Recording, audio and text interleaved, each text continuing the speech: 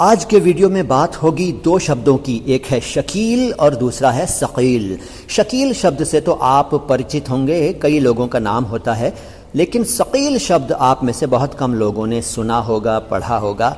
अर्थ तो शायद बहुत कम लोगों को मालूम होगा। जिनको नहीं मालूम है उनकी जानकारी के लिए मैं आज इन दोनों शब्दों के बारे में विस्तार से बता रहा हूं। वैसे एक वीडियो में इन दोनों शब्दों के बारे में थोड़ा सा बता चुका हूं। आज थोड़ी और जानकारी प्राप्त कीजिए। मैं हूं मोइन शमसी और ये चैनल है माई हिंदी माई उर्दू।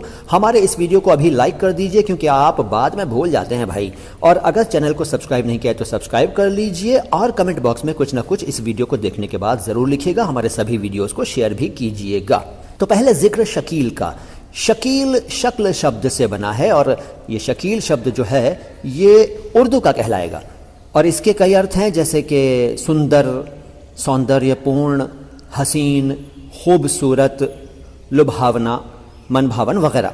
शकील, इसको सकील ना कहें क्योंकि सकील कह देने से एक तो उच्चारण गलत हो जाता है और दूसरा अगर आप शकील को सकील कहेंगे और सकील को भी सकील कह देंगे तो भाई कंफ्यूजन हो जाएगा, खुद आपको भी और दूसरों को भी। तो शकील को शकील कहें, नाम होता है जैसा कि मैंने पहले बताया लोगों का। और सकील, देखिए सकील जो है ये सकील नहीं है, ठीक है। इसमें आपको खास ध्यान रखना होगा उच्चारण का। मैं हमेशा कहता हूं कि भाई शब्दों का उच्चारण शुद्ध किया जाना चाहिए, चाहे हिंदी के हों, चाहे उर्दू के हों, संस्कृत के हों, इंग्लिश के हों, किसी भी भाषा के हों, शब्दों को सही रूप से उच्चारित किया जाना चाहिए वरना अर्थ बदल जाते हैं। तो सकील शब्द जो है इसका अर्थ होता है भारी, बोझल, देर में हजम होने वाला, यानी कि देर से पचने वाला।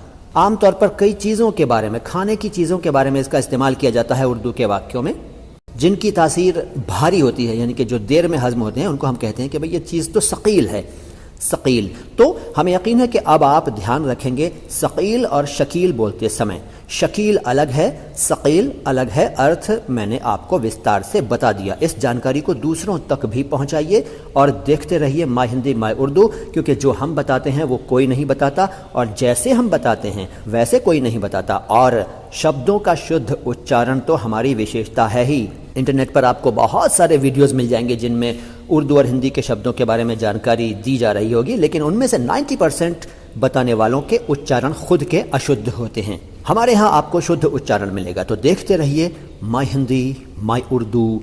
सलाम हिंदुस्तान, मोइन शमसी की तरफ से।